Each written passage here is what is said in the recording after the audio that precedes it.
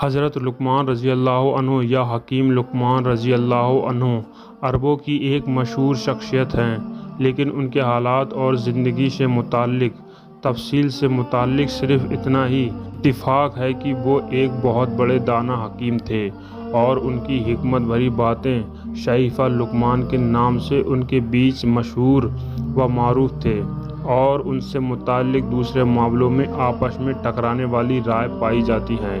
حضرت لقمان رضی اللہ عنہ کا ذکر قرآن نے بھی کیا ہے، اور قرآن کی ایک سورہ کا نام بھی اسی وجہ سے سورہ لقمان ہے، اور اگرچہ اس سے اپنے سامنے کے مقصد کے لیے ان کے نسب اور خاندان کی بحث میں جانا پسند کیا، پھر بھی ان کی حکمت بھری باتوں کا جس ڈھنگ سے ذکر کیا ہے، اس سے حضرت لقمان رضی اللہ عنہ کی شخصیت پر ایک حد تک ضرور روشنی پڑتی ہے۔ اس لیے مناسب ہے کہ اس کو بیان کرنے کے بعد یہ فیصلہ کیا جائے کہ بتائی ہوئی ویڈیو میں ہر دو رائیوں میں کون سی صحیح یا قصاص کے قریب ہے۔ ناظرین حضرات، آپ سبھی کو السلام علیکم، اور میں یہ امید کرتا ہوں کہ آپ سبھی لوگ خیریت سے ہوں گے، اور اگر آپ ہمارے چینل پہ نئے ہیں تو پہلے چینل کو سبسکرائب کر لیں اور ساتھ ہی اس ویڈیو کو ایک لائک کر دیں۔ ترجمہ: اور بے شک ہم نے لقمان کو حکمت عطا کی اور کہا کہ اللہ کا شکر ادا کرو، پس جو آدمی اس کا شکر ادا کرتا ہے وہ اپنے نفس کے فائدے کے لیے کرتا ہے، اور جو کفر کرتا ہے تو اللہ بے پرواہ ہے، تمام تعریفوں کا مالک ہے۔ اور جس وقت لقمان نے اپنے بیٹے سے نصیحت کرتے ہوئے کہا، اے میرے بیٹے، اللہ کا شریک نہ ٹھہرا، بے شک شرک بہت بڑا ظلم ہے، اور ہم نے حکم کیا انسان کو اس کے ماں باپ کے بارے میں کہ اٹھاتی ہے اس کو اس کی ماں تکلیف پر تکلیف جھیل کر، اور 2 سال کے اندر دودھ پلاتے رہنا، یہاں کہ میرا شکر گزار بنے اور اپنے ماں باپ کا شکر گزار ہو۔ آخر میری ہی طرف لوٹنا ہے، اور اگر تیرے ماں باپ تجھ پر سختی کریں اس بارے میں کہ میرا شریک ٹھہرا، کہ جس کے بارے میں وہ نادانی اور جہالت میں ہیں، تو اس میں ان دونوں کی پیروی نہ کر، اور دنیا کی زندگی میں ان کے ساتھ اچھا برتاؤ کر، اور پیروی اس آدمی کی کر کہ جو صرف میری طرف رجوع کرتا ہے، پھر میری ہی طرف تم سب کو لوٹنا ہے، بس میں اس وقت تم کو تمہارے کیے کی خبر دوں گا۔ اے میرے بیٹے، بلا شبہ اگر رائی کے دانے کے برابر بھی کوئی چیز چھوٹی ہوتی ہے، اور وہ پتھر کے اندر یا آسمانوں میں یا زمینوں میں کہیں بھی ہو، اللہ اس کو لے آتا ہے، بے شک اللہ باریکی سے دیکھنے والا خبردار ہے۔ اے میرے بیٹے، قائم کر نماز کو، اور حکم کر بھلائی کا اور برائی سے منع کر، اور جو تجھ پر پڑے اس پر صبر کر، بے شک یہ عزیمت کی باتیں ہیں۔ اور تو اپنے منہ کو لوگوں سے گھمنڈ کی وجہ سے نہ پھیر، اور زمین پر اترا کر نہ چل، بے شک اللہ کسی تکبر اور شیخی کرنے والے کو دوست نہیں رکھتا۔ اور چال میں بیچ کا راستہ اپنا، اور اپنی آواز کو نرم اور پست کر، بے شک گدھے کی آواز بہت ہی ناپسندیدہ آواز ہے۔ حضرت لقمان نبی تھے یا نہیں اس کے بارے میں اختلاف ہے، لیکن قرآن میں ان کا حال بیان ہوا ہے، اس لیے ہم بھی ان کا ذکر کرتے ہیں۔ حضرت لقمان کا رنگ کالا تھا، حبش کے رہنے والے تھے، بکریاں چراتے تھے۔ خدا نے ان کو علم اور حکمت عطا کی تھی۔ ایک دن وہ عام لوگوں کے مجمع میں حکمت کی باتیں بیان کر رہے تھے کہ ان کے ایک ساتھی نے پوچھا کہ تم تو ہمارے ساتھ بکریاں چراتے تھے، یہ حکمت کہاں سے سیکھی اور یہ بلند مرتبہ کہاں سے حاصل ہوا؟ آپ نے فرمایا، سچ بولنے، امانت میں خیانت نہ کرنے، اور بے فائدہ باتیں چھوڑ دینے سے۔ شروع میں حضرت لقمان ایک شخص کے غلام تھے، اس نے 30 مسکول میں ان کو خریدا تھا۔ اس نے ایک دن حضرت لقمان سے کہا، ایک بکری ذبح کرو، اور جو حصہ سب سے بہتر ہو اسے بھون کر لاؤ۔ حضرت لقمان دل اور زبان بھون کر لے آئے۔ کچھ دنوں کے بعد آقا نے پھر حکم دیا کہ ایک بکری ذبح کرو اور سب سے خراب حصہ بھون کر لاؤ۔ حضرت لقمان پھر دل اور زبان بھون کر لے گئے۔ آقا نے پوچھا، پہلے تو دل اور زبان کو بدن کا اچھا حصہ سمجھ کر لایا تھا، اب جو میں نے سب سے برے حصے کو مانگا تو بھی تو یہی لایا۔ حضرت لقمان نے فرمایا، عقل مندوں کی نگاہ میں اگر زبان بری باتوں سے اور دل ناکارہ باتوں سے پاک ہو تو یہ سب سے اچھے ہیں، نہیں تو ان سے برا کوئی نہیں۔ آقا بہت خوش ہوا اور اس نے حضرت لقمان کو آزاد کر دیا۔ قرآن میں ہے کہ لقمان نے اپنے بیٹے کو نصیحت کرتے ہوئے کہا تھا کہ اے بیٹے، خدا کا شریک نہ ٹھہرانا، شرک بہت بڑا ظلم ہے۔ میرے بیٹے، نماز کی پابندی رکھ اور لوگوں کو بھلائی کا حکم دے اور برائی سے روک، اور جو بھی مصیبت تجھ پر پڑے اس پر صبر کر۔ بے شک یہی بڑی ہمت کے کام ہیں۔ لوگوں کے سامنے اپنا منہ ٹیڑھا نہ کر اور زمین میں اکڑ کر نہ چل۔ خدا اترانے والے کو اور ڈھینگے مارنے والوں کو پسند نہیں کرتا۔ سیدھی سیدھی چال چل اور اپنی آواز کو نیچی کر۔ سب آوازوں سے بری آواز گدھے کی ہوتی ہے۔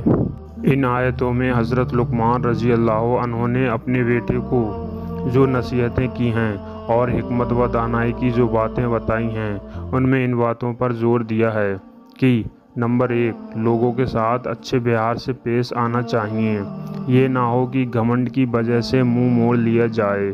نمبر 2، اور نہ اللہ کی زمین میں اکڑ کر چلو، یہ میں اس لیے کہہ رہا ہوں کہ اللہ گھمنڈی اور اکڑنے والے کو پسند نہیں کرتا۔ نمبر 3، ہمیشہ چال چلنے میں بیچ کا راستہ اختیار کرنا چاہیے۔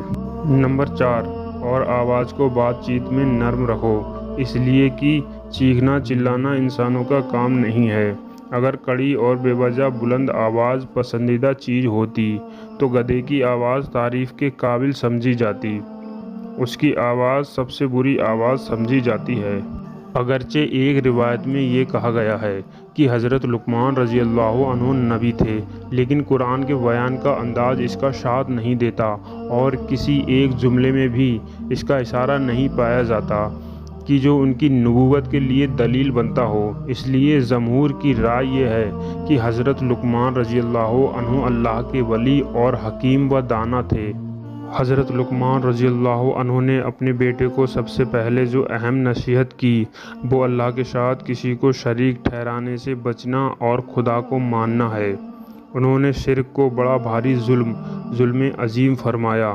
اصل میں دین حق میں یہی وہ حقیقت ہے جو حنیف کو مشرک سے الگ کرتی ہے، اور شرک کی ایسا گناہ ہے جو کسی حال میں بخشش قابل نہیں مگر یہ کہ اس سے توبہ کر لے۔ تو اس کے لیے مناسب وجہ یہ ہے کہ جب قرآن نے ایسے ایک واقعے کا ذکر کیا ہے جس میں باپ نے بیٹے کو نصیحتیں کی ہیں، تو اللہ تعالیٰ نے امت مسلمہ کو یہ نصیحت کرنا ضروری سمجھا کہ جب باپ اور ماں کی محبت کا یہ عالم ہے تو دنیا اور آخرت کسی معاملے میں بھی اولاد کے لیے بالکل ضروری ہے کہ وہ اللہ کی صحیح اور حقیقی معرفت کے بعد سب سے زیادہ ماں باپ کی خدمت اور ان کی رضا حاصل کرنے کو مقدم سمجھے۔ یہاں تک کہ اگر ماں باپ کافر و مشرک ہوں تب بھی ان کا فرض ہے ان کی خدمت اور ان کے ساتھ اچھا ویہار نرمی اور نیازمندی کو ہاتھ سے نہ جانے دیں، البتہ اگر وہ دین حق سے اعراض اور شرک کے اختیار پر ضد کریں تو ان کو قبول نہ کرے، اس لیے کہ اللہ کی نافرمانی میں کسی کی اطاعت بھی درست نہیں ہے، چنانچہ ارشاد نبوی ہے۔ لیکن اس مکالمے میں بھی اپنے انکار کے وقت نرمی اور ڈھنگ سے بات کرنا نہ چھوڑیے اور سخت زبان استعمال نہ کریں۔ سورہ لقمان میں جن نصیحتوں کا ذکر کیا گیا ہے ان میں اچھے اخلاق اور نرمی پر ابھارا گیا ہے اور گھمنڈ، شیخی اور برے اخلاق کو برا بتایا گیا ہے۔ حضرت لقمان رضی اللہ عنہ نے بھلائیوں کا جو حکم دیا ہے اور برائیوں سے جو روکا ہے، ان باتوں کا خاص طور سے اس لیے انتخاب فرمایا ہے کہ کائنات میں جتنی بھی بھلائی اور برائی پیش آتی ہے ان سب کی جڑ و بنیاد یہی ہوتے ہیں۔ چنانچہ نبی اکرم صلی اللہ تعالیٰ علیہ وسلم نے بھی مسلمانوں کو ان باتوں کی اہمیت پر بہت زیادہ توجہ دلائی ہے۔ عرب میں حضرت لقمان رضی اللہ عنہ کی حکمت کی کافی چرچا تھی اور وہ اکثر مجلسوں میں ان کی حکمت بھری باتوں کو نقل کرتے رہتے تھے۔ چنانچہ تابعین، صحابہ بلکہ نبی اکرم صلی اللہ علیہ وسلم سے بھی ان سلسلے کے قول نقل کیے گئے ہیں۔ نمبر 1، حکمت و سمجھداری غریب کو بادشاہ بنا دیتی ہے۔ نمبر 2، جب کسی مجلس میں داخل ہو تو پہلے سلام کرو، پھر ایک طرف بیٹھ جاؤ، اور جب تک مجلس والوں کی باتیں نہ سن لو خود بات شروع نہ کرو۔ بس اگر وہ اللہ کے ذکر میں مشغول ہوں تو تم بھی ان میں سے اپنا حصہ لے لو، اور اگر وہ فضول کاموں میں مشغول ہوں تو وہاں سے الگ ہو جاؤ اور دوسری کسی اچھی مجلس کو حاصل کرو۔ نمبر 3، اللہ تعالیٰ جب کسی کو امانت دار بنائے تو امانت رکھنے والے کا فرض ہے کہ اس امانت کی حفاظت کرے۔ نمبر 4، اے بیٹے اللہ سے ڈر، اور دکھاوے کے طور پر اللہ سے ڈرنے کا مظاہرہ نہ کر کہ لوگ اس وجہ سے تیری عزت کریں اور تیرا دل حقیقت میں گناہ گار ہے۔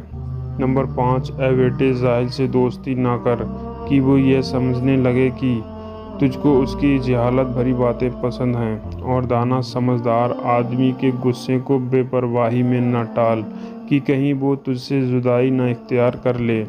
نمبر 6، واضح رہے کہ داناؤں کی زبان میں اللہ کی طاقت ہوتی ہے، ان میں سے کوئی کچھ نہیں بولتا مگر یہ کہ اس بات کو اللہ تعالیٰ اسی طرح کرنا چاہتا ہو۔ نمبر 7، اے بیٹے خاموشی میں کبھی ندامت نہیں اٹھانی پڑتی، اور اگر کلام چاندی ہے تو سکون سونا ہے۔ نمبر 8، بیٹا غیظ و غضب سے بچو، اس لیے کہ غضب کی شدت دانا کے قلب کو مردہ بنا دیتی ہے۔